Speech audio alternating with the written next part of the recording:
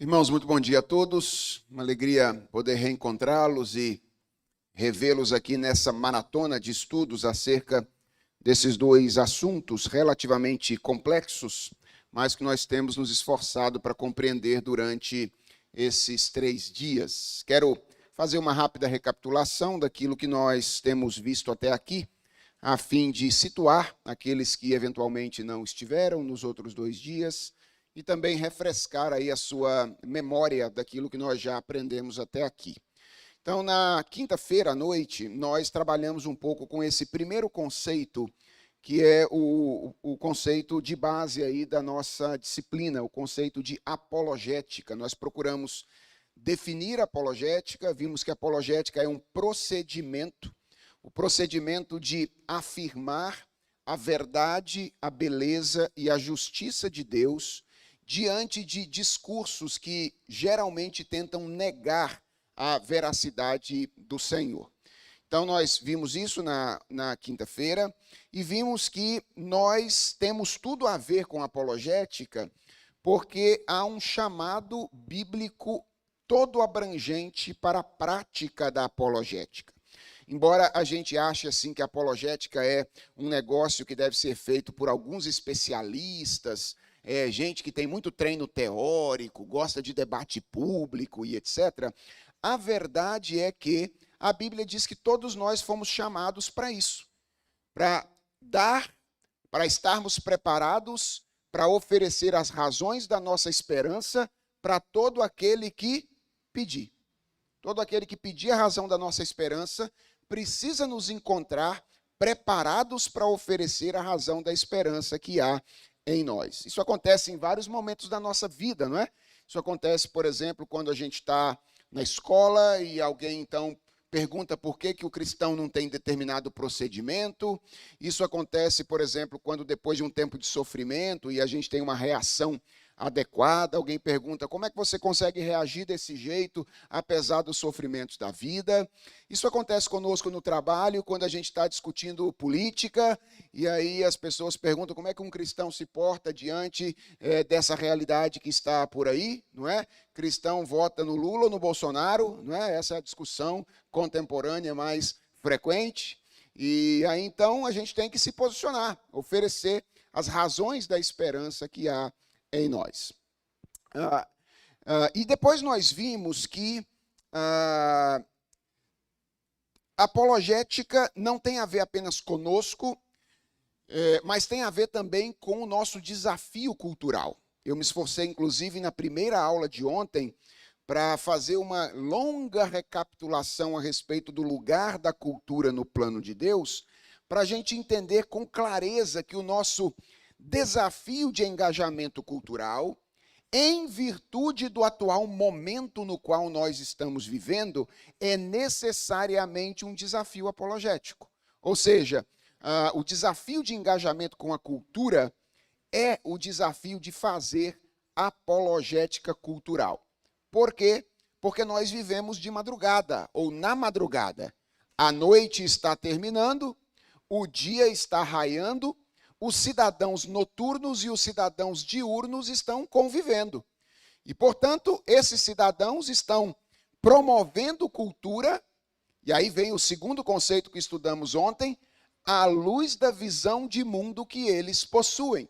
Então, nós encontramos na vida cultural essa mistura de alguns traços da bondade, da justiça e da verdade divinas, porque o homem continua sendo imagem e semelhança de Deus, então ele, por mais contaminado que esteja pelo pecado, ainda expressa os traços dessa imagem, ainda faz algumas coisas que são bonitas, ainda faz algumas coisas que são verdadeiras, ainda faz algumas coisas que sejam justas, e os traços disso ficam presentes na nossa vida, na cultura, mas majoritariamente o que a gente encontra na cultura é mentira, injustiça e feiura, por causa do atual momento no qual nós estamos inseridos. Então, envolver-se com a cultura nos nossos dias é necessariamente envolver-se apologeticamente. Ou seja, um envolvimento correto do cristão com a cultura nos nossos dias é um envolvimento apologético. O que significa isso?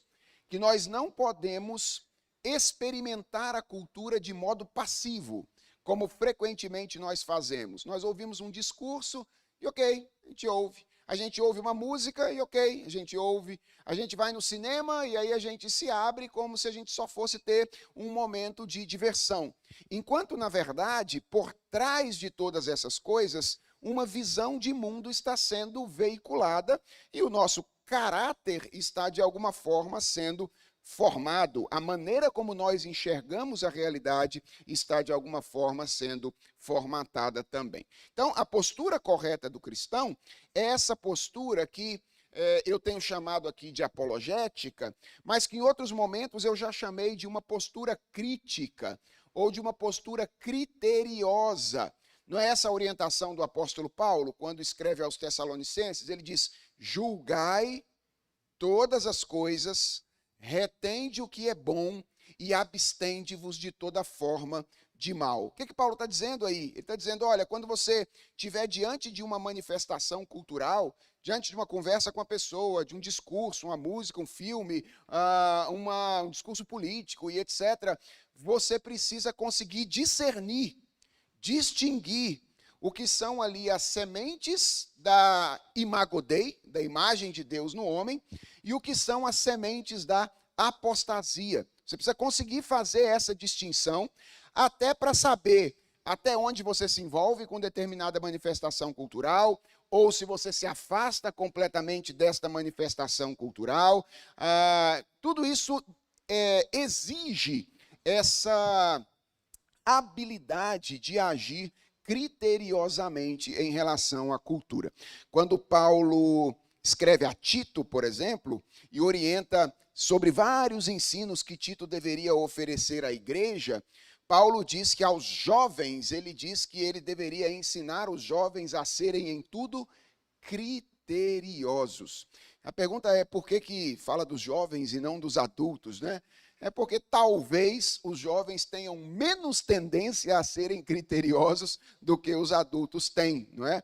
Jovens têm aquela falsa sensação de eternidade que os faz se envolver com a realidade de um modo muito otimista, frequentemente. Então, o apóstolo Paulo talvez esteja se referindo aos jovens especificamente, porque a sabedoria, né, a maturidade da idade, de alguma forma, já traz algum tipo de reação mais criteriosa com as coisas. E Paulo, então, está dizendo, olha, os jovens precisam ser ensinados a serem criteriosos.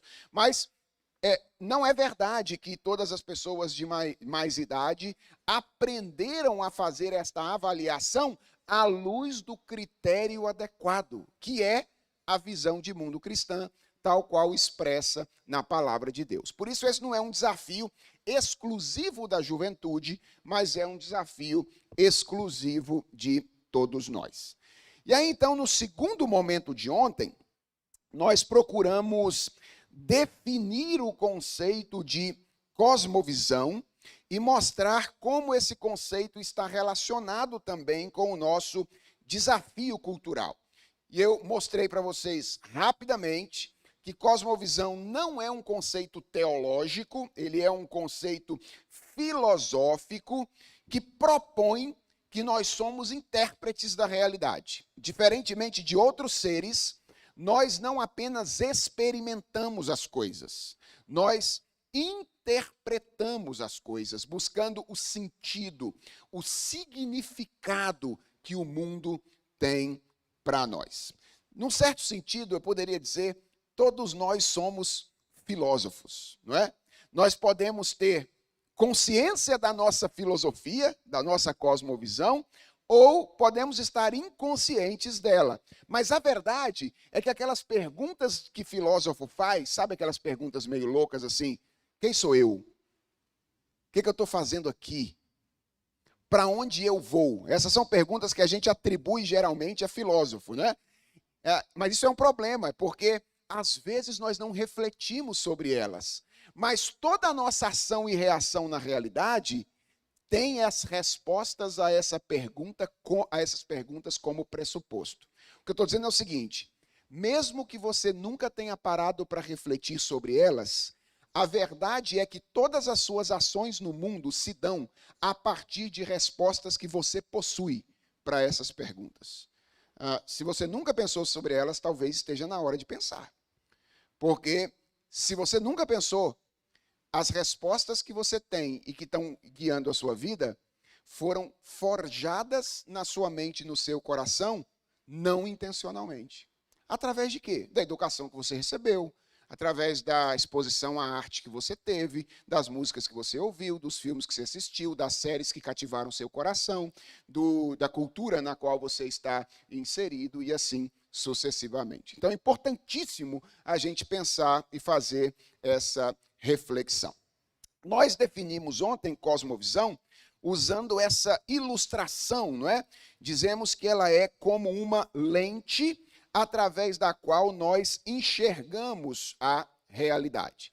E eu destaquei 4 coisas diferentes sobre a maneira como essa lente é constituída ou a respeito dessa lente, e eu quero trazer à tona 2 que vão ser muito importantes para nós hoje, tá? A primeira delas é destacar aquilo que eu apresentei ontem como a 4ª característica de uma cosmovisão presente naquela definição do James Sire que eu apresentei. Qual é a 4ª característica? Eu chamei de papel diretivo. Tem gente que está anotando, hein? Estou gostando de ver esse negócio. Papel diretivo.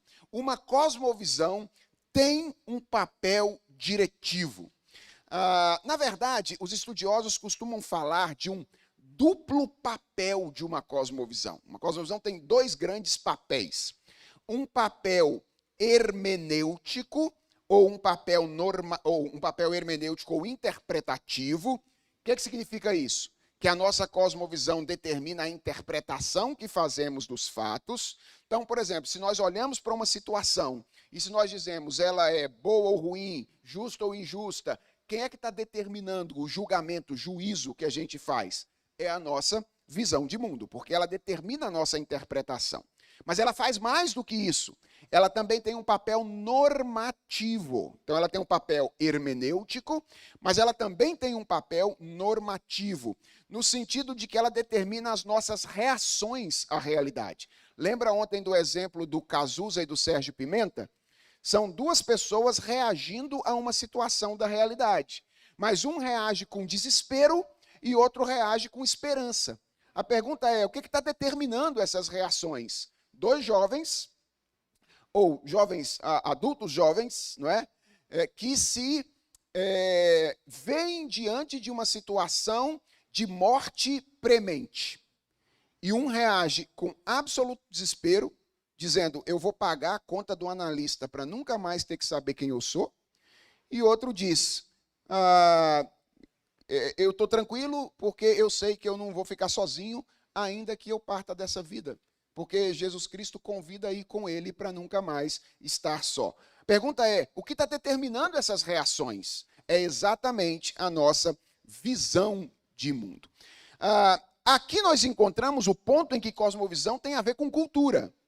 Porque se tudo o que fazemos é um resultado da nossa cosmovisão, e isso nós vimos ontem também quando eu usei essa imagem do iceberg, a ideia de cosmovisão deixa claro que aquilo que a gente faz externamente é o resultado daquilo que a gente é internamente. Uma implicação disso é que produtos culturais são materializações de cosmovisões. Então veja, ideologia, a música de Cazuza, virou um produto cultural da cultura brasileira.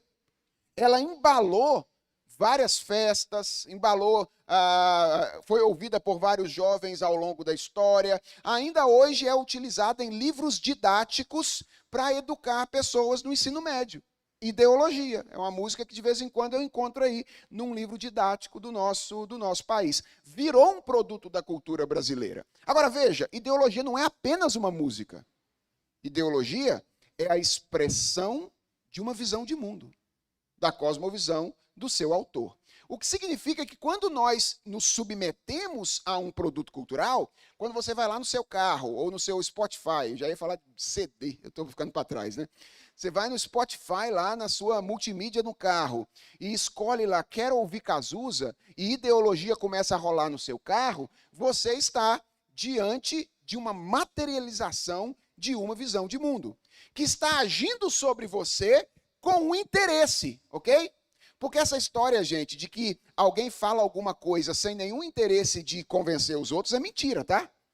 Esse negócio é mentira. Esse negócio, eu estou falando aqui, mas eu não quero que ninguém pense como eu, não. Isso é a maior balela que existe na história. Você só fala porque você quer convencer os outros, ok? Se você não quisesse convencer, você ficava calado. Então, você pode até usar essa estratégia aí, assim, para dizer que você é um pouquinho mais humilde do que você é, né? Então, você pode até usar essa estratégia, mas isso é mentira. E a pergunta é, por que toda fala tenta convencer as pessoas? Vamos usar a nossa cosmovisão agora? Por que toda fala é uma tentativa de convencer as pessoas? Porque nós falamos como imagem e semelhança de Deus. E a fala de Deus é autoritativa. A fala de Deus é profética. Todas as vezes que Deus fala, ele fala como a verdade absoluta. É por isso que quando Deus fala, ele deseja convencer e ele convence, porque ele é poderoso para fazer isso. Como a nossa fala é uma expressão da fala de Deus, ou é uma analogia, é análoga à fala divina, toda a nossa fala é fala profética, que requer autoridade. O problema é que a gente pode falar a mentira ou a verdade requerendo autoridade, enquanto Deus só fala a verdade requerendo autoridade. Mas essa história de que, eu estou falando aqui, mas eu não estou nem aí para quem está me ouvindo, isso é mentira. Quando Cazuza escreveu ideologia e gravou ideologia, ele fez com um propósito. Ele queria que as pessoas ouvissem o que ele tinha para dizer e, quiçá, pudessem aderir à visão de mundo que ele estava colocando na sua poesia ou na sua canção. Então, isso significa que você está diante de uma pregação, irmãos. Quando você coloca uma música para tocar, tem um evangelho que está sendo anunciado para você, ok? Uma visão da realidade, uma visão da vida, que está sendo veiculada com o objetivo de ganhar o seu coração. Ou de oferecer para você uma razão da esperança. É por isso que a apologética não tem apenas a ver com o momento em que eu encontro lá com um ateu para discutir com ele. Tem a ver com a minha relação com obras de arte, com a minha relação com a cultura em si. Porque todo discurso cultural é uma pregação que tem como objetivo ganhar o meu coração, oferecendo uma visão da esperança. A educação é isso, teorias acadêmicas são isso, discursos políticos são isso, discursos econômicos são isso, obras de arte são isso. Todas as coisas na cultura, de fato, são pregações que tentam ganhar o nosso coração. Bem, a partir do momento em que a gente fica consciente disso, a gente se lembra ou precisa levar em conta algumas coisas importantes, né? A primeira delas é que a relação entre cultura e fé é muito mais próxima do que nós imaginamos. Às vezes a gente separa muito essas coisas, não é? Mas a cultura é uma expressão da fé. Da fé de um povo ou de um grupo de pessoas que majoritariamente não crê em Deus. E nós precisamos estar preparados para enfrentar essas manifestações culturais que são materialização de uma visão de mundo. Deixa eu mostrar para vocês um detalhe interessante. Quando o conceito de cosmovisão chegou dentro da teologia, lembra que eu disse que ele nasceu lá na filosofia alemã do século XVIII, e aí alguns teólogos resolveram trazer o conceito para dentro da teologia. Minha pergunta é, por que eles fizeram isso? Será que é porque, assim, eles queriam surfar a última onda acadêmica do momento? Estava todo mundo falando a respeito desse assunto, aí eles falaram assim, a gente quer falar também sobre esse assunto, vamos começar a falar sobre cosmovisão. Não, é porque eles entenderam que trabalhar com esse conceito entender bem esse conceito seria útil no desafio da apologética cultural. Em outras palavras, o que eu estou querendo dizer é o seguinte: foi exatamente pelas estradas da apologética, pelas portas da apologética, que o conceito de cosmovisão chegou na teologia. Deixa eu mostrar isso para vocês através de algumas citações de alguns textos aqui que eu acho podem ajudar a gente a perceber isso. Então, esse é o melhor livro a respeito da história do conceito de cosmovisão que nós temos publicado no Brasil. Ele se chama Cosmovisão, a História de um Conceito, publicado pela editora Monergismo, escrito por um autor chamado David Nagel. Embora ele seja o melhor texto para isso, não é o texto que eu recomendaria para não iniciados, ok? Ele é um catatal assim, ó, deve ter umas 700 ou 800 páginas mais ou menos, e ele é uma tese de doutorado, então ele é um texto bastante denso, ele não é um texto que eu recomendaria para não iniciados. Tem um texto que aqueles que estiverem interessados pela história do conceito poderiam ler, que esse sim eu recomendo para vocês, é um artigo do presbítero Rodolfo Amorim, que está em um dos livros publicados pela editora Ultimato. Se eu não me engano, é o livro Fé Cristã e Transformação. E ele tem um artigo pequeno, de umas 30 páginas mais ou menos, que mostra como foi que esse conceito chegou dentro da tradição cristã. Então, se alguém tiver interesse nisso, pode me pedir depois e eu mando esse artigo do Rodolfo para vocês. Mas veja essa afirmação que o David Nagel faz no seu livro a respeito de como o conceito chega no nosso terreno. Ele diz assim: as nascentes da tradição de cosmovisão entre os protestantes evangélicos podem ser traçadas a duas fontes primárias, ambas fluindo dos mananciais teológicos do reformador de Genebra, João Calvino. Então ele diz, olha, como é que o conceito chegou no ambiente protestante? Por meio dos calvinistas. Foram os calvinistas que se apropriaram desse conceito. E aí ele vai dizer, onde? A primeira dessas fontes primárias, é o teólogo, apologista, ministro e educador presbiteriano escocês, James Orr. Um indivíduo ainda pouquíssimo conhecido no Brasil, ainda não tem nenhum texto traduzido para o português, mas terá em breve um texto traduzido por uma editora que já me informou que a obra maior dele será traduzida para o português em breve. A segunda é o estadista e teólogo neocalvinista holandês, Abraham Kuyper. Então, o que o Nagel está dizendo? Que houve dois indivíduos responsáveis por pegar esse conceito lá fora e trazer esse conceito aqui para dentro. Foram eles o James Orr e o Abraham Kuyper. Agora, deixa eu mostrar para vocês, na obra desses dois pensadores, com que objetivo eles se apropriaram do conceito.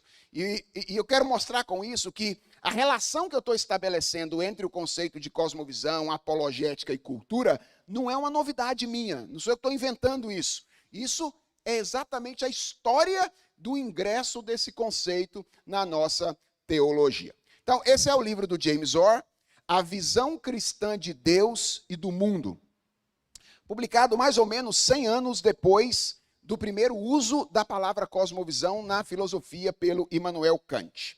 E ele diz assim, sobre a necessidade de começarmos a usar esse conceito entre nós. A oposição que o cristianismo enfrenta, oposição já lembra alguma coisa para vocês, né? Antítese, apologética. Então, a oposição que o cristianismo enfrenta não está confinada a doutrinas específicas ou a pontos supostamente em conflito com as ciências naturais, mas estende-se à forma total de conceber o mundo, do lugar do homem nele, da maneira de conceber o sistema total das coisas naturais e morais, das quais nós somos uma parte. Não temos mais uma oposição de detalhes, mas de princípios. Esta circunstância precisa de uma extensão igual na linha de defesa. É a visão cristã das coisas em geral que é atacada. E é apenas pela exposição e vindicação da visão cristã das coisas como um todo que esse ataque pode ser detido. Vamos entender o que James Orr está dizendo aqui? O que ele está dizendo é o seguinte: houve uma mudança na maneira como o cristianismo está sendo atacado no mundo moderno. Antigamente, eram crenças específicas da tradição cristã ou comportamentos específicos da tradição cristã que eram questionados. Lembra lá da antiguidade? Quando os cristãos eram questionados lá na antiguidade, era uma crença específica. Por exemplo, a crença na ressurreição de Jesus. Então aí as pessoas vinham de fora e diziam: vocês dizem que Jesus ressuscitou, mas Jesus não ressuscitou. Ou então, a crença na encarnação. As pessoas dizem: vocês dizem que Jesus é homem, mas Jesus não é perfeitamente homem. Ou então, a prática da ceia do Senhor, que fazia com que os cristãos fossem acusados de canibalismo, porque eles comiam o corpo de Cristo e bebiam o sangue de Cristo. Então vejam, antes era assim. Eram coisas específicas da fé cristã que eram questionadas. O James Orr diz: agora é diferente. Agora não são mais crenças específicas que estão sendo questionadas. É o próprio cristianismo como um sistema de vida que está sendo questionado no mundo moderno. Ou seja, as pessoas já não estão atacando algumas das nossas crenças. Elas estão atacando o fundamento das nossas crenças. Agora, as pessoas estão dizendo: olha, não existe nenhum Deus, não existe nenhum Criador. Na verdade, o mundo, ele é o resultado de processos físico-químicos aleatórios. Matéria mais tempo. E não tem nenhuma inteligência por trás do cosmos no qual nós estamos. Então, são as crenças fundamentais. De modo que o mundo diz: viver como cristão é uma loucura. Aderir a essas crenças é uma tolice. E aí o James Orr está dizendo: a gente tem que se preparar melhor para essa briga. Ou a gente consegue articular a nossa fé como uma visão de mundo robusta, uma cosmovisão robusta, ou a gente já vai começar perdendo. Então a gente precisa fazer isso. E aqui está, irmãos, a importância da recuperação da tradição intelectual cristã. Sabe uma coisa que me preocupa no evangelicalismo brasileiro? É que ele é demasiadamente afetivo e pouco analítico. Ou seja, as pessoas acham que fé é um negócio relacionado aos afetos, relacionado aos sentimentos, mas não relacionado à razão ou à racionalidade. Quando é que o culto é bom no Brasil? É quando você chora. Não é isso? Quando você chora. Aí o indivíduo pergunta: mas por que você chorou? Eu falo: não sei. Mas como você experimentou uma sensação, então você diz: hoje foi uma bênção. Por que foi uma bênção? Porque deu uma tremida na espinha. Ok? Isso é sensibilidade, sensorialidade. Eu não estou querendo dizer com isso que a nossa relação com Deus não nos emocione. É claro que ela nos emociona. Mas as nossas emoções verdadeiras, elas são um resultado do entendimento correto das verdades da fé. É quando você entende que você é um pecador miserável e pela graça, então, Deus se manifesta a você e salva você daquele estado. Se é isso que te leva a se emocionar, então você diz: essa emoção parece ser verdadeira, porque ela é o resultado do entendimento correto de determinadas verdades da Escritura. Agora, se foi só o toque do teclado, aí, meu amigo, tem uma coisa errada, não é? E o evangelicalismo brasileiro é muito assim. Irmãos, amanhã eu vou falar um pouquinho sobre música. Tem umas músicas que nós cantamos no Brasil que são músicas de 3 palavras só. Eu não estou falando de 3 palavrinhas só das crianças, não, tá? Porque, ok, se fosse para as crianças, estava legal. Mas tem, ó. Por exemplo, tem um cântico que foi cantado muito tempo no Brasil, que ele falava, olha a profundidade da letra, era só: celebrai a Cristo, celebrai, celebrai a Cristo, celebrai, celebrai a Cristo, celebrai, ressuscitou, ressuscitou, ressuscitou, ressuscitou o Senhor. Essa era a letra da música. E a gente repetia isso umas 25 vezes. 25 vezes. Ia cantando aquele negócio. E eu acho que a gente repetia porque era legal, né? O ritmo é legal, dá um balanço, tá? A gente gosta daquele... etc. E essas coisas são verdadeiras? Claro que são. Agora, veja, isso foi tirado do meio de uma cantata, onde fazia todo sentido. A música não tinha 3 minutos ou 4 minutos. A música tinha 50 minutos. Ela era uma cantata, ok? E aí, no meio dela, tinha esse negócio de celebrar a Cristo, celebrar a Cristo, celebrar que ressuscitou o Senhor. Mas aquilo era o cume, o ápice de uma mensagem narrada numa cantata. A gente pegou esse pedacinho, tirou, trouxe e se satisfez com ficar repetindo aquilo várias vezes. Isso mostra o quanto o nosso evangelicalismo ele é muito sensorial, ele é muito emotivo, ele é muito afetivo. Mais uma vez, eu não estou querendo condenar as emoções na nossa relação com Deus. Nós somos seres emocionais e, portanto, é natural que a nossa relação com Deus envolva as nossas emoções. O meu ponto é que no Brasil, parece que as emoções sufocaram a racionalidade. Sufocaram. A ponto das pessoas dizerem, esse negócio de ficar estudando a Bíblia, esse negócio de teologia, a letra mata, o espírito vivifica. Né? A letra mata, o espírito vivifica. Então, houve um sufocamento da tradição intelectual cristã no evangelicalismo brasileiro. E isso é problemático. O que o James Orr está dizendo é, ou a gente recupera isso, ou nós já vamos perder a batalha para a cultura de começo. Por quê? Porque os produtores culturais, eles não são manés. Ok? Os roteiristas de cinema, os produtores de música, eles não são, eles sabem exatamente o que eles estão fazendo. Eu li recentemente um livro do Christopher Vogler, chamado A Jornada do Escritor. O Christopher Vogler é um dos maiores roteiristas da Disney hoje em dia. E ele está repleto de teorias psicológicas que fundamentam os roteiros de cinema que ele escreve. Então, ele não está escrevendo do nada. Ele não é alguém que chegou lá, sentou e falou assim, vou construir uma historinha para criança porque eu quero divertir as crianças. Não. Ele tem uma mentalidade e ele deseja usar a história com o objetivo de construir a mentalidade das crianças que assistem os seus filmes. Ou a gente cai em si e diz, vamos fazer um trabalho sério de natureza intelectual para poder defender a nossa fé, articular bem aquilo que cremos para enfrentarmos esse desafio, ou nós ficaremos chorando enquanto cantamos e essa avalanche vai passar em cima de nós e tomar conta da nossa mente e do nosso coração. O resultado é que, frequentemente, a gente é muito crente na igreja, mas a gente não consegue transpor a mentalidade cristã para a nossa vida no mundo. E aí a gente começa a ter um dualismo entre quem somos na igreja e quem somos no mundo. Na igreja afirmamos alguma coisa, mas no mundo afirmamos outra coisa diferente. Um exemplo clássico. O professor de biologia vem para a igreja e canta Tuas obras te coroam, e no domingo e na segunda-feira está na sala de aula ensinando que o mundo é o resultado de processos físico-químicos aleatórios. Isso é um contrassenso. Hein?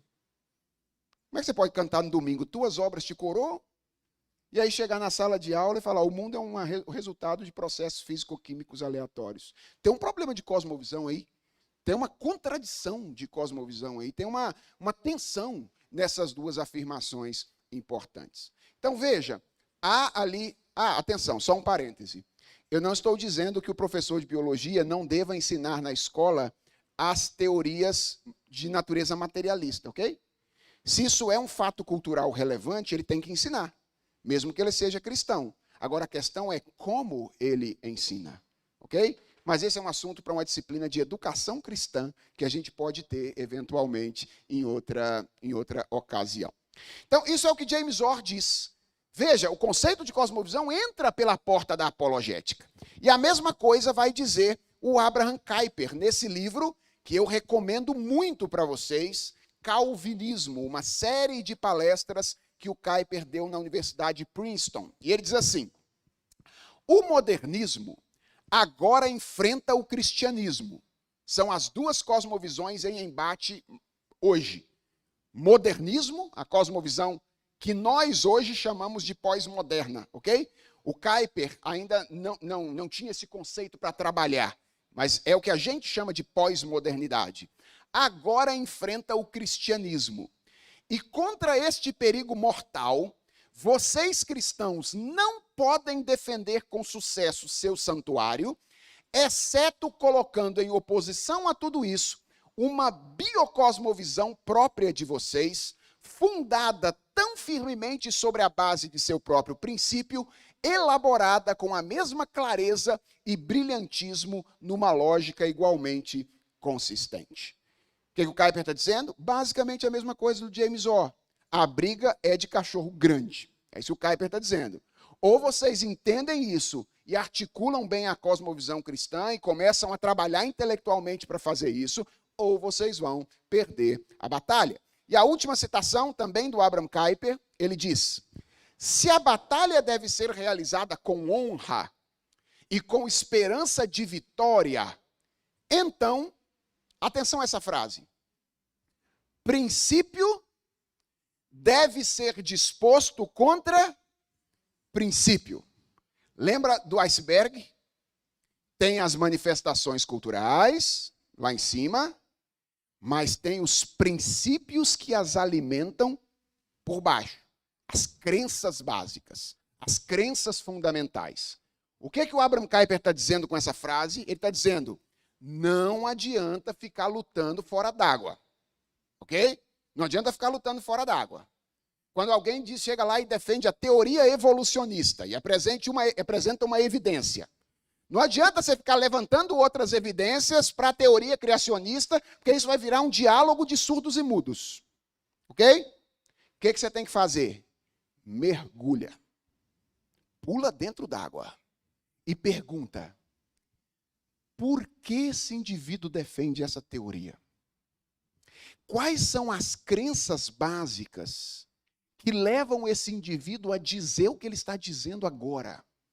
E aí você volta os seus canhões para o alicerce dos discursos e não para aquilo que aparentemente está sendo defendido fora. Porque, no final das contas, a batalha é dessa natureza.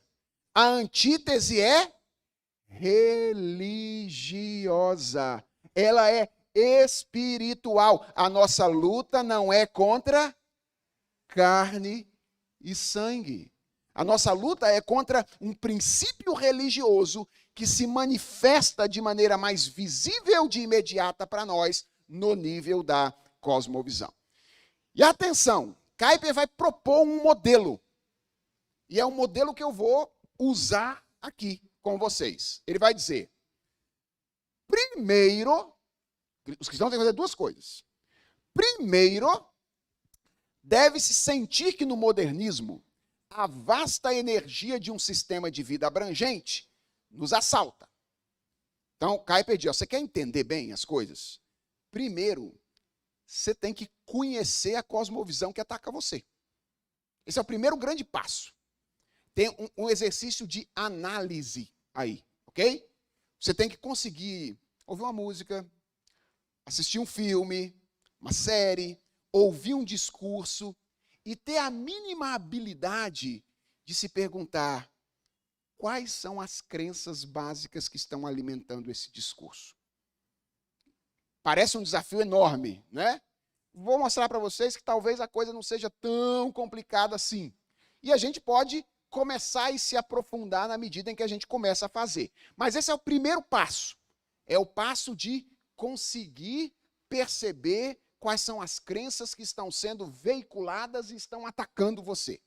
E aí depois ele diz, e depois também se deve entender que devemos assumir nossa posição em favor de um sistema de vida de poder igualmente abrangente e de longo alcance.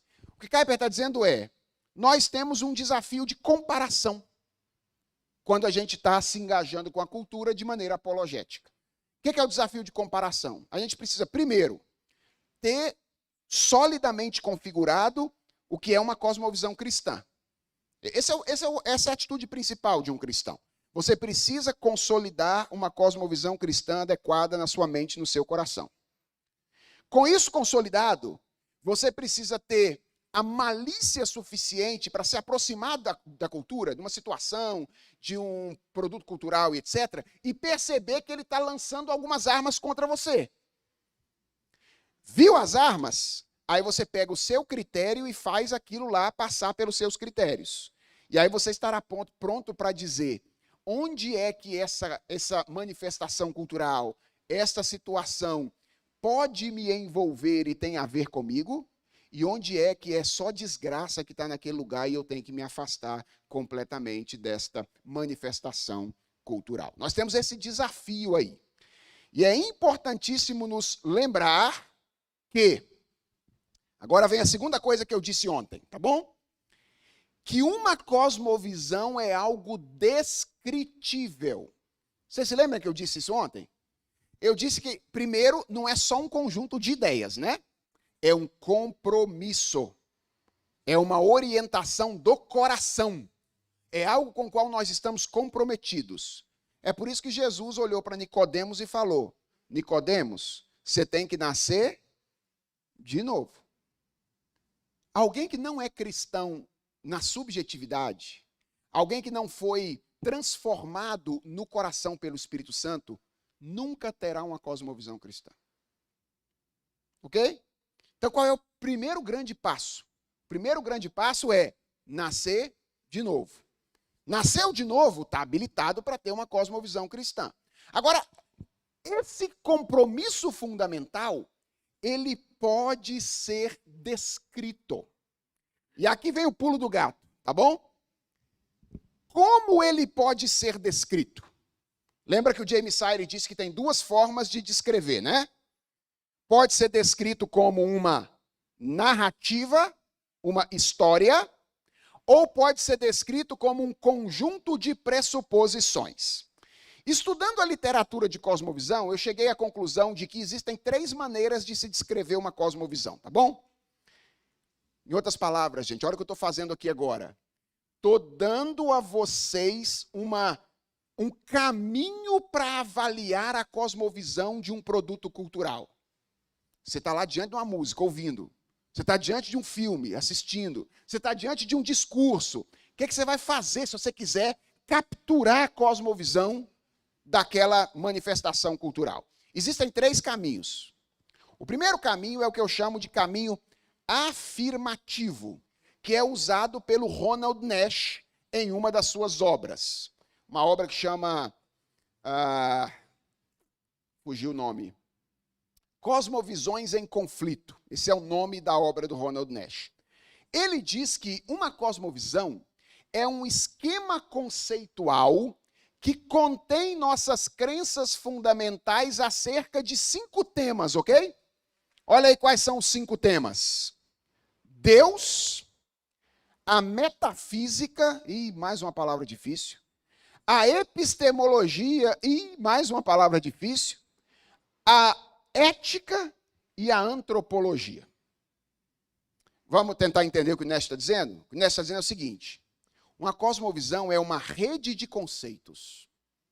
E essa rede de conceitos são 5 grandes conceitos, é formada por 5 grandes conceitos.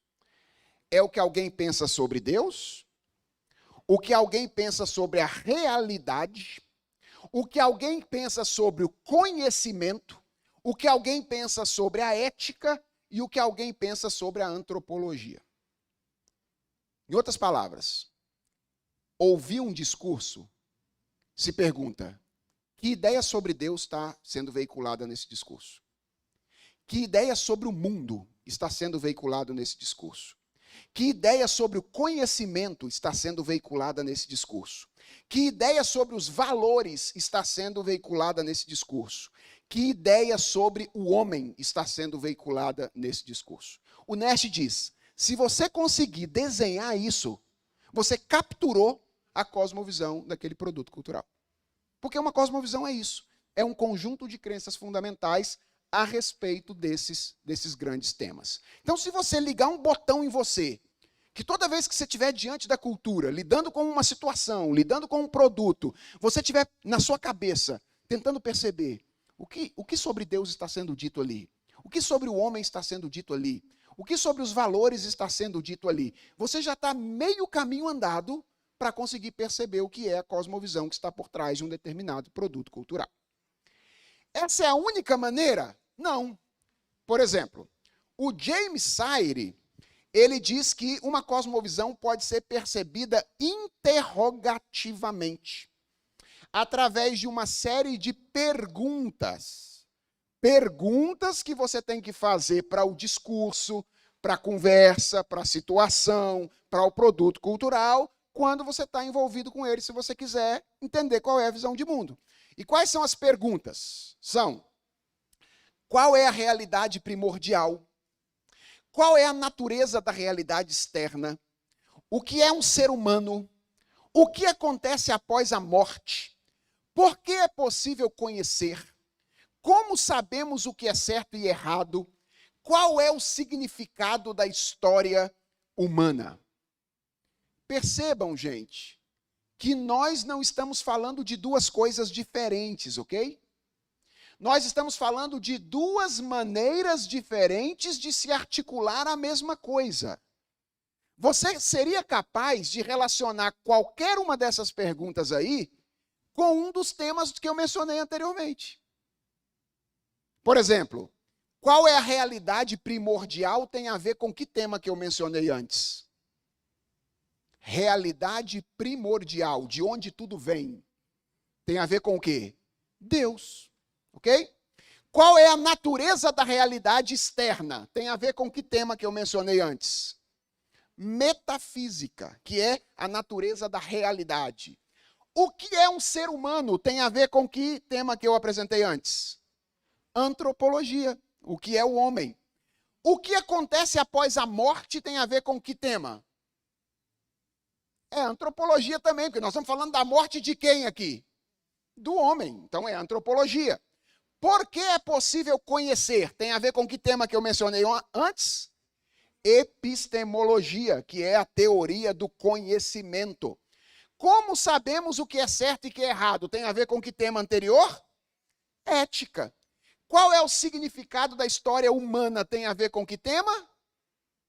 Antropologia. Nós estamos falando da história humana. Então vejam, não são coisas diferentes. São modos diferentes de se articular a mesma coisa, de se expressar a mesma coisa.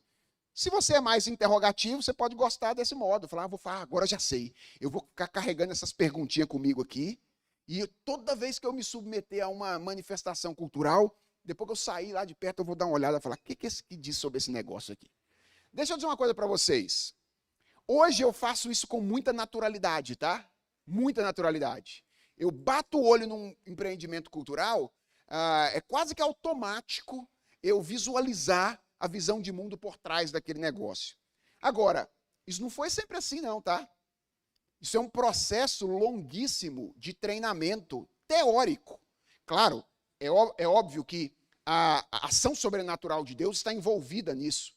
Mas Deus é nosso Criador e Ele criou as condições naturais pelas quais nós fazemos as coisas. E isso teve um tempo, para vocês terem uma ideia, que eu ia com tabelas de montagem de cosmovisão para o cinema. Parece coisa de doido, né? Coisa de louco. Mas existe um livro chamado Cinema e Fé Cristã, publicado pela editora Ultimato, do Brian Godawa, um cineasta cristão. E ele tem uma tabela de análise de filme que te ajuda, pelos diferentes momentos narrativos da história, a avaliar a cosmovisão de um filme. E eu fazia isso várias vezes. Eu imprimia folhinha quando eu ia para o cinema. E eu levava canetinha do lado e eu não ia só assistir o filme. Eu queria conseguir compreender aquilo que estava lá. Aí você fala, pô, pastor, mas o negócio é chato, hein? É verdade. Você tem que tomar cuidado para não ficar como é que eu diria aqui? Um idólatra da ideia de cosmovisão, né? Um cosmovisiolidólatra, não é se é que isso existe. Tem que tomar cuidado, ok? Então, às vezes, o que eu fazia? Às vezes, eu, ao invés de assistir o filme uma vez, assistia 2 ou 3. Eu ia lá uma para assistir, e aí a outra eu ia para trabalhar, né? Ia lá para fazer o trabalho de análise cultural, com o objetivo de treinar para que isso pudesse acontecer. E esse é um caminho interessante. E desde que meus filhos são muito pequenininhos, que filmes se tornam motivos de conversa em casa. Conversa sobre cosmovisão. Ou seja, sem eles saberem, eles não conhecem essa palavra, eles não conhecem, quer dizer, a palavra eles conhecem porque eu falo dela o tempo inteiro, então eles já brincam que, papai, você já vai falar de cosmovisão, né? Então, eles conhecem a palavra, mas eles não conhecem essa teoria. Mas eu estou tentando ajudá-los e treiná-los para que eles possam, quando assistirem a um filme, perceber que algo está acontecendo ali em termos de comunicação para formação da mentalidade deles. Então, esse é um outro caminho, que é o caminho interrogativo. E existe o terceiro e último caminho, que é o caminho narrativo. Então, lembra lá do Saire? As duas primeiras têm a ver com conjunto de proposições. São só meios diferentes para chegar até lá. Conjuntos de proposições. Essa tem a ver com a segunda maneira, que é a maneira narrativa. Em outras palavras, nós podemos articular uma cosmovisão em termos de uma grande história. Uma grande história. Uma história que tem 3 partes. Afinal de contas, toda história tem 3 partes. Não é isso que você aprendeu desde que você estava lá no ensino fundamental 1, na primeira ou na segunda série, quando você estava começando a escrever história, sua professora dizia, toda história tem começo, meio e fim. Não é? Veja, de onde vem isso? Vem da estrutura comum de todas as histórias. Origem, desenvolvimento e fim. Começo, meio e fim. Agora, atenção a um detalhe aqui. Isso aqui é um pulo do gato importantíssimo também. Na articulação de cosmovisão, a relação entre essas 3 partes não é apenas uma relação cronológica. Ou seja, não é o que vem antes e o que vem depois apenas. Não é só uma relação cronológica. É também uma relação lógica. O que é origem em uma cosmovisão? É a compreensão a respeito da origem e da natureza da realidade. Ou seja, em termos de pergunta seria, como tudo começou e sobre o que tudo é? Essa é a pergunta básica de origem. Todo mundo tem uma concepção a respeito disso. De como todas as coisas vieram à existência e acerca da natureza do que nós estamos vivendo aqui. Então, todo mundo tem uma concepção. Tem gente que acha que a vida é sobre economia. Aí ela vive para ganhar dinheiro. Tem gente que acha que a vida é sobre diversão. Ela vive para se divertir. Tem gente que acha que a vida é sobre brigar. Ela vive brigando. Ok? Essa é uma concepção a respeito da natureza do real. Quando foi que tudo começou? Tudo começou quando a primeira briga aconteceu. E aí, então, a natureza da realidade agora é brigar. Esse indivíduo, ele interioriza isso e ele faz disso agora a maneira como ele vive. Ok? Então, origem e natureza do real. Desenvolvimento tem a ver com o quê? Com a fonte e a natureza das distorções da realidade. Gente, em sã consciência, todo mundo sabe que alguma coisa está errada com o mundo. Ok? Todo mundo sabe. Ninguém acredita que o mundo é perfeito. Então, toda visão de mundo, ela tem uma explicação para o porquê o mundo está do jeito que está e qual é a natureza mais fundamental dos problemas que nós experimentamos nesse mundo. Então, tem gente que diz, o mundo está como está porque não tem educação. O povo não é ensinado. O mundo está como está porque tem exploração econômica. São explicações que várias cosmovisões dão para os problemas que existem na realidade. Porque o homem é egoísta. Né? São, assim, explicações de natureza econômica, intelectual, ética. São várias explicações possíveis.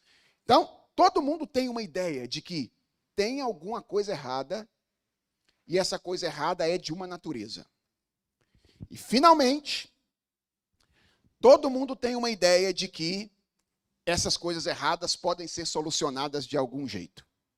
Todo mundo tem. Toda visão de mundo tem uma proposta, que pode ser mais realista, quer dizer, no caso das não cristãs, são sempre utópicas, né? São sempre utopias, assim, crenças de que o mundo poderia ser diferente a partir da ação do próprio homem.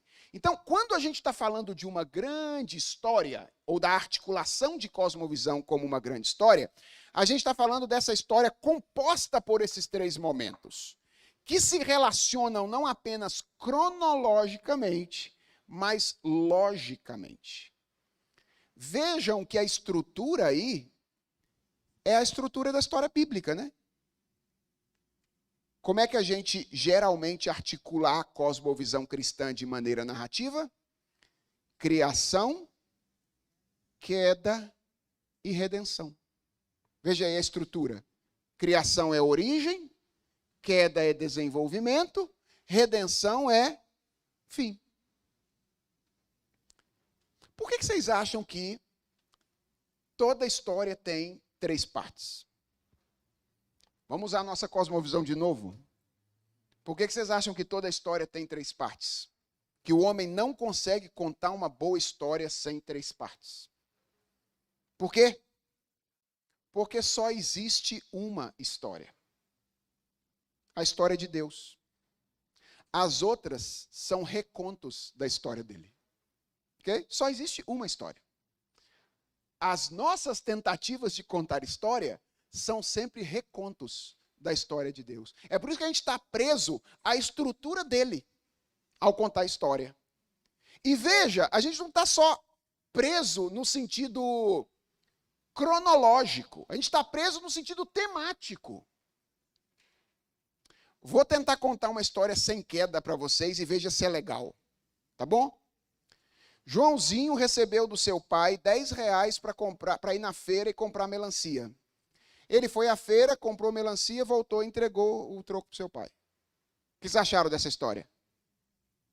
O que vocês acharam? Vocês acharam legal, assim? Engajou vocês? Vocês ficaram com vontade de ouvir a história e tal? Por quê? Porque não tem problema. Não tem queda. História sem queda não engaja ninguém. Por quê? Porque é a história de Deus. A história de Deus é assim. Para você contar uma história que engaja as pessoas, tem que botar um problema. Se eu disser assim, ó, Joãozinho recebeu R$10 do seu pai para ir comprar melancia na feira. Ele saiu e no meio do caminho ele encontrou seu amigo Marquinhos. Marquinhos falou assim, Joãozinho, que comprar melancia aqui nada. Vamos usar esse dinheiro para jogar videogame. Você já quer saber como é que a história vai acabar, não quer? O que Joãozinho fez? Por quê? Porque agora eu botei o elemento de queda na história. Agora engajou. Gente, todo livro que você lê, todo filme que você assiste, é isso aí, ó. Origem, um estado natural, original, ordeiro, um problema, ok? E um desfecho. É isso aí. Isso é a demonstração de que as coisas são materializações de uma visão de mundo. Então, a minha sugestão é que vocês usem essa estrutura, a estrutura narrativa, para avaliar cosmovisões. Ou seja, ao invés de usar aqueles modelos lá mais complexos e tal, que vocês se perguntem, qual é a história que está sendo contada por isso com o qual eu estou me relacionando agora? Então, bota na sua cabeça.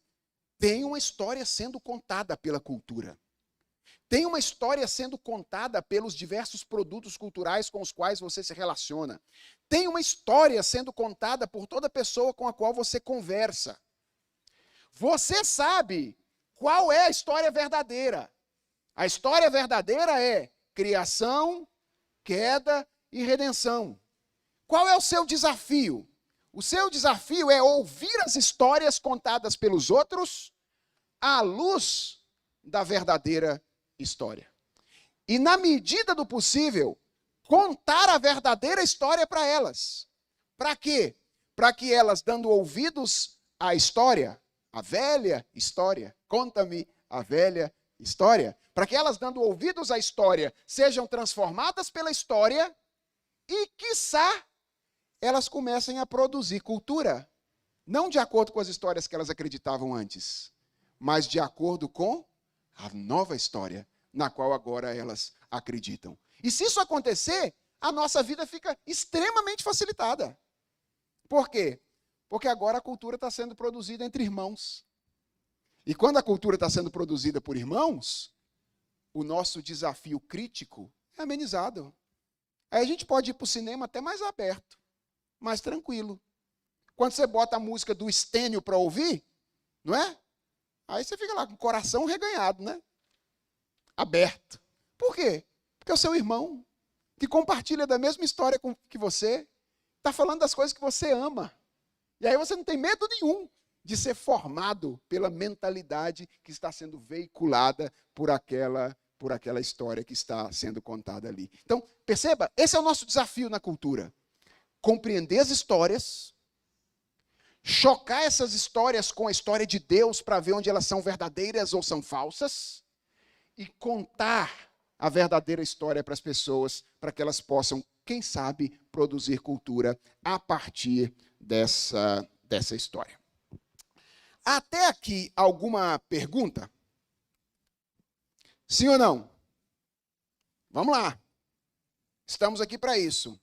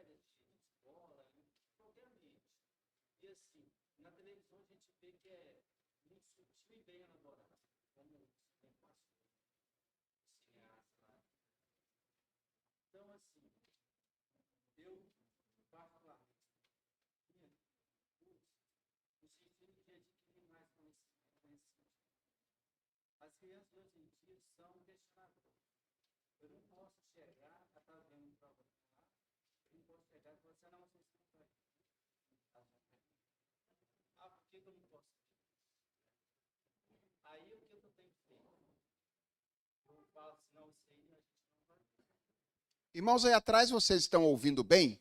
Não? Então vamos arrumar um microfone aqui, porque eu acho que ele está dando um testemunho aqui, que eu acho que é importante que todos, de alguma forma, compartilhem o que ele está dizendo. Como é que é seu nome? Welton, ok.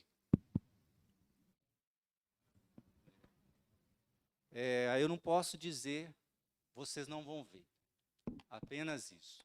Aí o que eu procuro ele está falando das crianças, que em geral são muito questionadoras, e aí ele está contando aqui de crianças, às vezes, assistindo programas de TV, e a dificuldade de dizer simplesmente, vocês não vão assistir isso, elas vão perguntar, por que eu não posso assistir, etc. Ele está nesse ponto. Aí o que eu faço? A gente tem estudar a Bíblia em casa, estuda na igreja também, tem conceitos cristãos na vida dela, graças a Deus por isso. Então eu falo, isso aí a gente não pode ver por isso, por isso, por isso.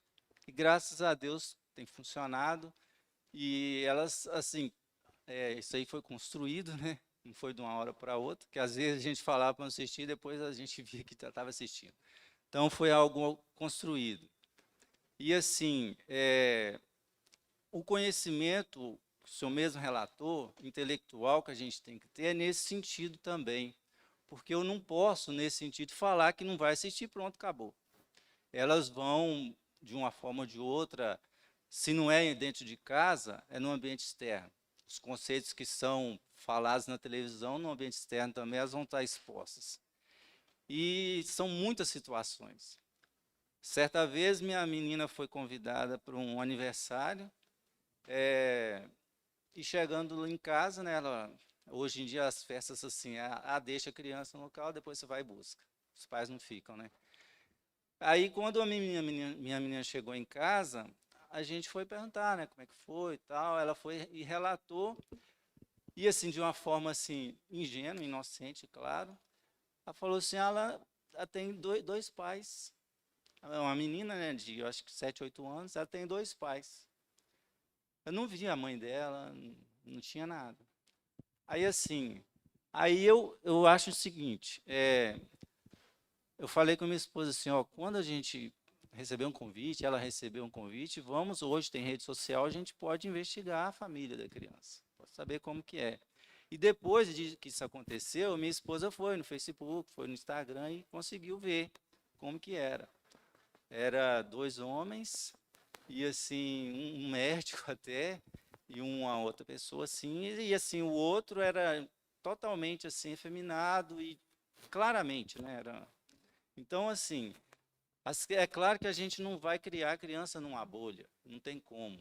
Mas é algo assim que a criança nessa idade já não tem maturidade para entender isso.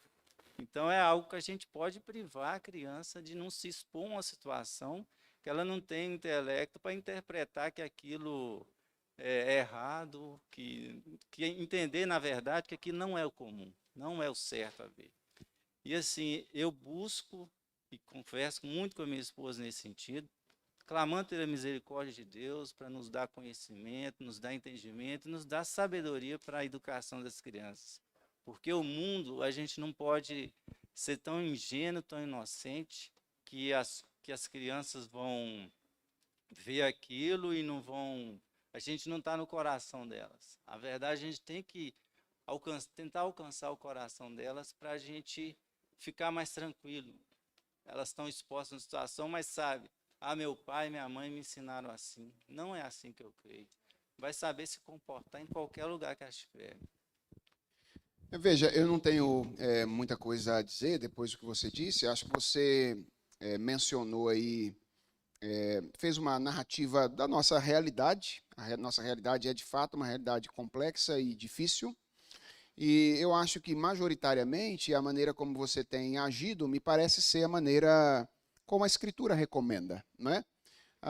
Em primeiro lugar, eu acho que nós temos um problema na nossa geração atual de pais acomodados com a educação dos seus filhos, imaginando que essa não é obrigação deles, mas é uma obrigação da escola. Então, no Brasil, majoritariamente, a tarefa de educação é atribuída à instituição escolar, né? Houve, inclusive, uma mudança na nossa Constituição. Até a Constituição de 88, as constituições anteriores, elas diziam que a educação é uma obrigação da família e do Estado.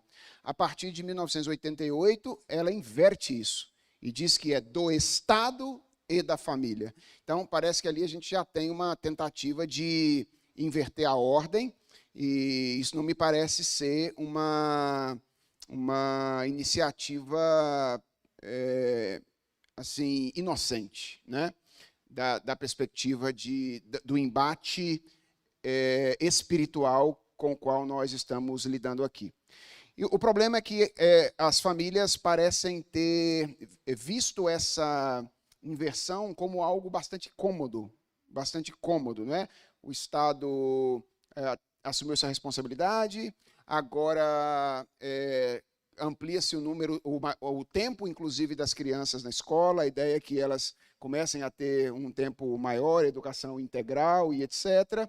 E isso vai, obviamente, modelando a vida da sociedade. Então, assim, eu não quero ser, como é que eu diria, insensível ao mencionar esse fato, porque é uma sociedade que, quando uma sociedade adere à mentalidade não cristã, ela acaba modelando estruturas que depois se impõem sobre nós. E o fato é que a estrutura pedagógica, ela é parte de uma estrutura maior, que tem a ver, inclusive, com a estrutura econômica e etc., que exige aí que pai, mãe saiam de casa 8, 9 horas por dia para trabalhar, porque senão não tem o sustento adequado para a família e etc. Então, assim, eu não acho que seja uma questão simplista, não quero lidar com a questão de maneira simplista. Assim, é uma questão complexa. De fato, na conjuntura social que nós temos hoje, é possível existirem famílias que, se eles não tiverem envolvidos tempo integral com uma atividade remunerada, eles talvez tenham essa família talvez tenha alguma dificuldade de sustentar sua própria casa. Então, não é simples assim a coisa, como eu estou querendo mencionar. Mas existe, pelo menos, uma certa insatisfação que tem que estar no nosso coração de cristãos com essa situação. A gente não pode estar acomodado com isso, e a gente tem que desejar obter uma condição de assumir essa responsabilidade de maneira mais direta. Então, aí, nesse sentido, eu acho que posso também falar para outras famílias que, eventualmente, teriam condições de se manter, por exemplo, com um dos cônjuges mais disponível para o cuidado das crianças, mas que, em virtude do conforto, prefere não fazer isso. Então, isso também acontece. E eu acho que a gente tem que ter isso como princípio. Assim. O princípio é, nós precisamos criar os nossos filhos, gente. Nós precisamos criar os nossos filhos. Não é? Aqueles que não tiverem condição de passar muito tempo com eles, vão ter que encontrar outros caminhos aí para amenizar esse impacto que a sociedade causa. Então, existem alguns caminhos que são possíveis, existem alguns caminhos que são melhores. Né? Então, por exemplo, o desenvolvimento de escolas cristãs, escolas que possam ensinar à luz de uma perspectiva cristã, com uma ética cristã e etc. Mas a gente sabe que nem sempre isso é tão simples assim. Mas alguém que tem um filho envolvido numa escola dita secular, ele precisa necessariamente dobrar a sua atenção de supervisão. Então, esse trabalho que você faz de supervisionar o que está acontecendo com os filhos. E eu diria, sim, eu acho que existem coisas às quais as crianças não precisam ter acesso. Ou seja, existem algumas coisas que não vai ver isso agora mesmo.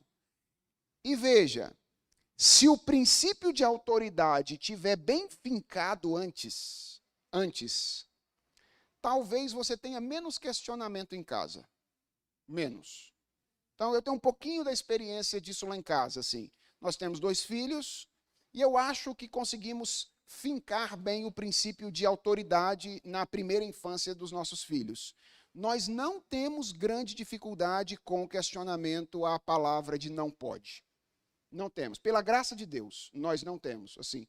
Aliás, em geral, o que acontece é o inverso. Então, exemplo, minha esposa passa mais tempo com eles do que eu. Quando eu estou em casa, às vezes sozinho com os meus filhos, eles me pedem, papai, posso assistir tal coisa? Por exemplo. E aí, às vezes, eles já me explicam. Eles dizem assim, a mamãe disse que a gente pode assistir uma vez durante um tempo, a gente não assistiu nesse período, e etc. E agora, aquele outro a gente não pode assistir. Então, eles já contam para mim, assim como o princípio foi oferecido, mesmo que eu não saiba se eles podem ou não podem assistir aquele desenho. Eu acho que isso tem a ver com um esforço na primeira infância de fincar o princípio de autoridade. Então, eu acho que a gente tem que trabalhar com isso assim, nos primeiros 3, 4, 5 anos de uma criança, ela tem que aprender que ela precisa obedecer os seus pais. Isso tem que estar, e que isso é bom para ela. Isso é bom para ela, porque os pais a amam. Então, eu me lembro, por exemplo, da grande maioria das vezes que eu corrigia os meus filhos, quando eles eram pequenos, eu os fazia repetir. Por que que o papai corrigiu você? Porque o papai me ama. Eu fazia eles repetirem isso. Porque o papai me ama. Porque o papai me ama. Eu queria que eles tivessem fincados na mente o amor que nós temos por eles e o fato de que a nossa autoridade era um exercício do nosso amor. Acho que funcionou relativamente bem. Não significa que eu não tenha problemas. Obviamente tem, porque os meninos continuam sendo pecadores, né? Mas a graça de Deus tem nos dado vitórias nesse particular lá. E uma outra coisa que eu acho que pode ajudar um pouco aí. Então, isso é para dizer o seguinte. Eu acho que tem coisa que não deve mesmo. Não é, tem um momento apropriado para. É verdade que a gente não pode criar os nossos filhos para uma bolha. É verdade isso, concordo com isso, esse é um extremo. Mas também é verdade que os nossos filhos têm momentos apropriados para se deparar com determinados desafios. E eles não precisam ser antecipados, porque, eventualmente, eles não tenham estrutura para isso. E uma outra coisa que eu acho que a gente precisa fazer é o seguinte. Às vezes a gente menospreza a capacidade das crianças. Eu acho que às vezes a gente menospreza. Então, algumas pessoas me perguntam às vezes, como é que você fala as coisas com seu filho? Eu digo, do mesmo jeito que eu falo com as outras pessoas. Do mesmo jeito. Por quê? Eu sei que ele é uma criança, então eu faço um esforço para, de alguma forma, facilitar a linguagem.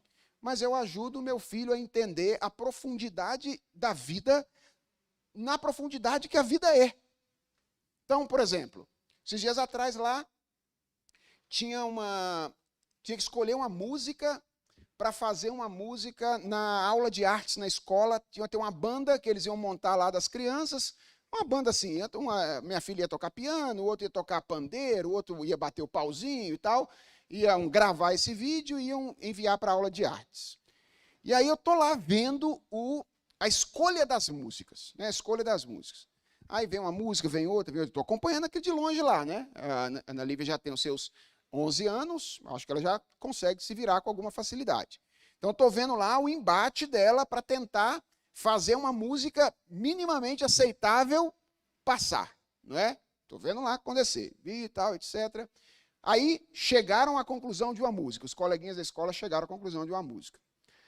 Bati o olho na música, ela veio me mostrar, e ela percebeu que a música não tinha nenhum problema gritante. Assim, ela percebeu que a música não era um negócio assim, sabe, uma coisa assustadora assim, como músicas às vezes que tratam a sexualidade como algo ruim, etc. Ou pelo menos tem uma linguagem sexual imprópria, etc. Ela percebeu isso e ela trouxe para mim. Mas eu percebi que tinha um outro problema. Qual era o problema? É que era uma música de romance. Era uma música de romance. E eu não sei se a ênfase romântica deve ser uma ênfase para crianças da idade dos meus filhos. 9 e 11 anos. Entende meu ponto? Assim, não tinha nenhum problema gravíssimo na música.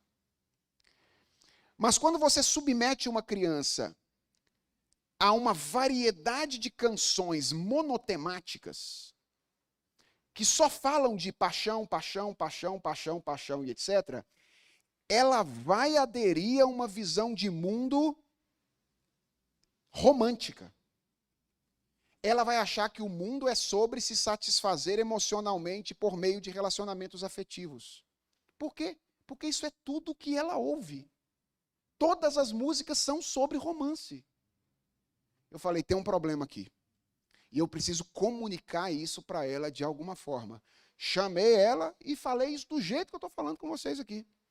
Falei, minha filha, é o seguinte, essa música de fato não tem nenhum problema de uma perspectiva moral, etc. e tal.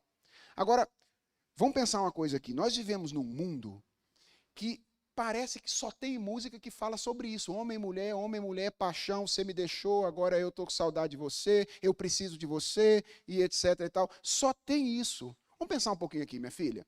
É verdade que relacionamentos afetivos são uma parte importante da nossa vida? É verdade, Deus nos criou para isso.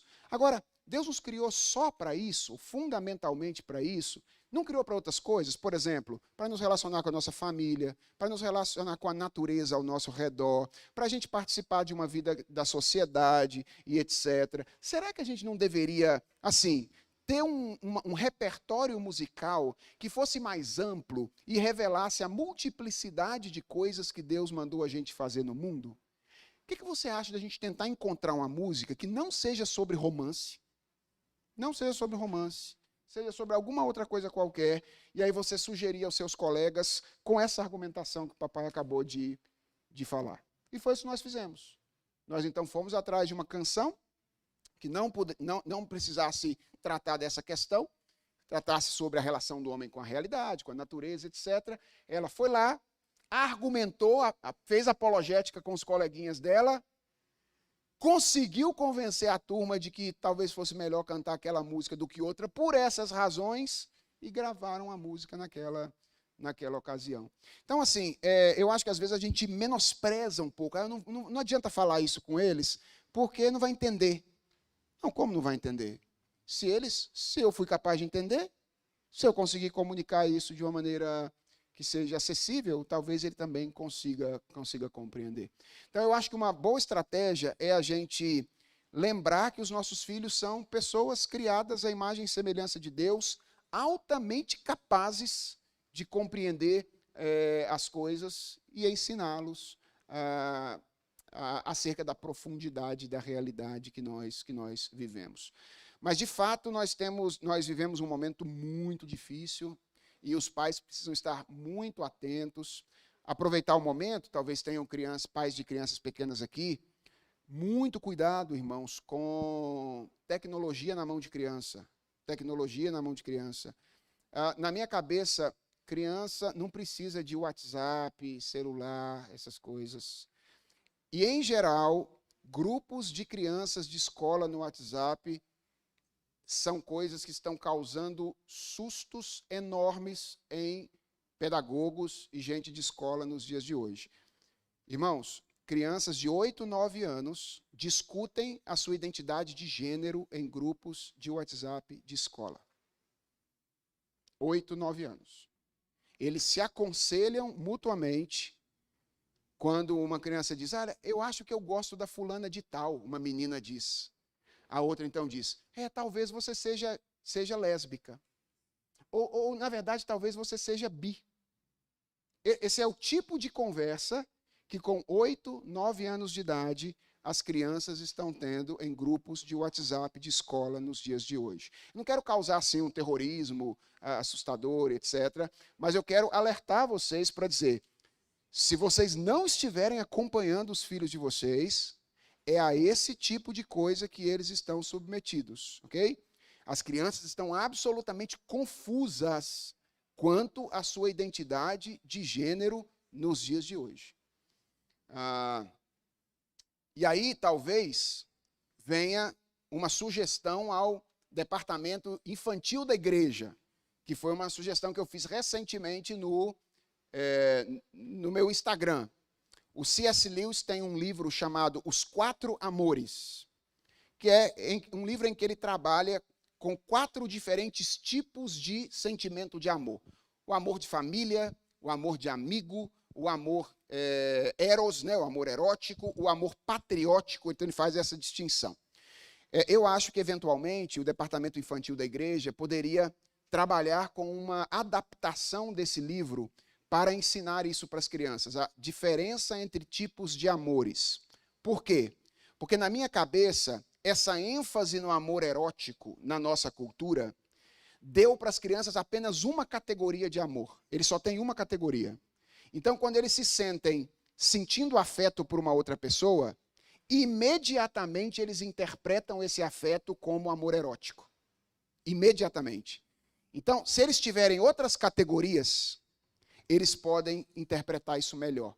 Então, uma criança, uma menininha de 9 anos de idade, que sente afeto por uma outra menina, pode ter uma categoria, falar, isso é amor de amigo.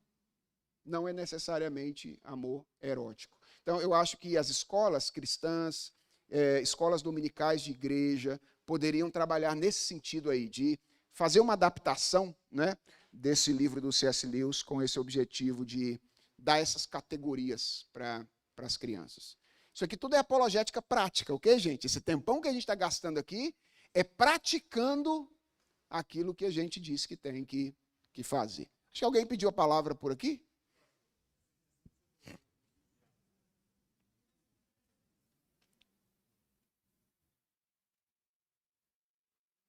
Vai ligar, vai ligar. Ele demora um pouquinho mesmo.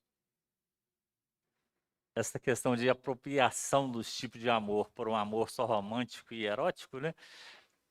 A gente é pego fazendo julgamentos em função até dessa apropriação. Antigamente, eu falo assim, antigamente que eu estou fazendo 60 anos, né?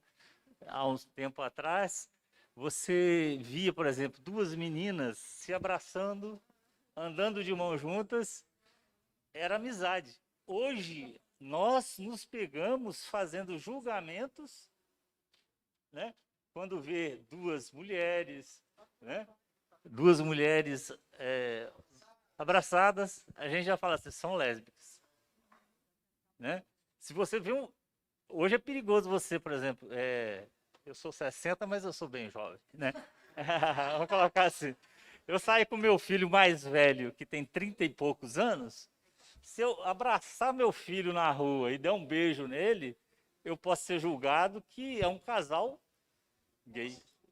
Então, quer dizer, essa apropriação, muito bem colocado esse ponto aí que você falou, essa apropriação de um tipo de amor em detrimento de outros, né? Então, Isso é uma evidência, Jétro, de como a minha tese parece fazer sentido. Porque se a gente já faz essa avaliação, é porque a cultura já, inclusive, afetou a nossa maneira de ver amor. Então, isso talvez seja uma evidência de que a minha tese faz sentido. Se tiver uma apologética nossa aqui, né? Exatamente. Nós vamos ver que a gente está... Ali alguém pediu a palavra, minha irmã ali atrás, alguém pode levar o microfone lá para ela? Precisa não? Fala alto aí?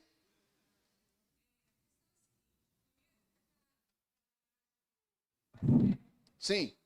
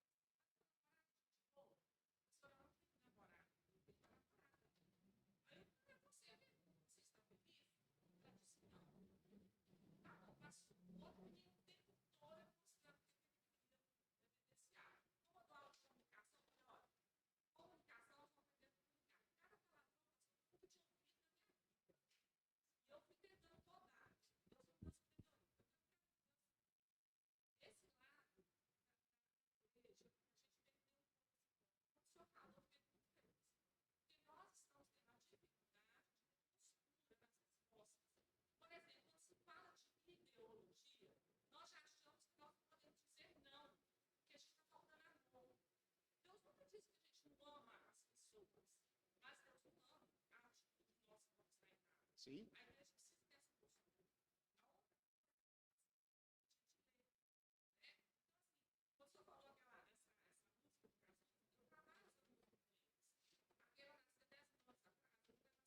Do Raul.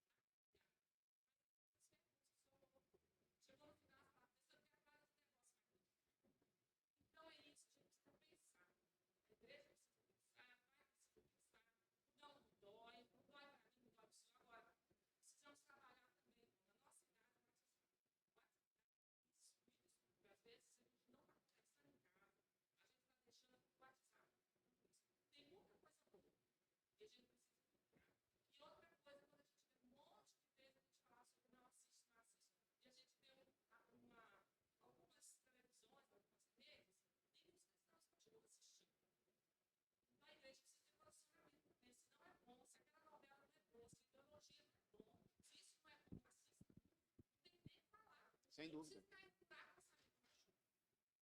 É isso aí. Obrigado pela sua participação, muito rica, foi bom te ouvir. É isso mesmo. A Bíblia diz que existem algumas coisas que não devem nem se nomear entre nós, né? Ela diz isso claramente. Então, tem coisa que a gente foge de cara. Eu acho que uma outra coisa que a gente pode fazer, nessa questão do acompanhamento dos filhos, é fazer junto. Fazer junto. Então, às vezes, o que a gente faz lá em casa é isso, assim. Vocês querem assistir esse filme? Ele é aqui da idade de vocês? Beleza, então vai ser o filme da família na semana. Nós vamos assistir juntos esse filme e depois a gente conversa sobre isso posteriormente. Acho que é um caminho que a gente pode usar. Mas, de fato, tempos difíceis, irmãos, que nós vivemos, mas espero que esse tempo aqui esteja sendo útil para ajudá-los a encarar esses dilemas, não é? Esses dilemas. Ok, mas alguém tinha pedido a palavra, irmãos? Parece que não, né? Sim, seu nome? Yasmin.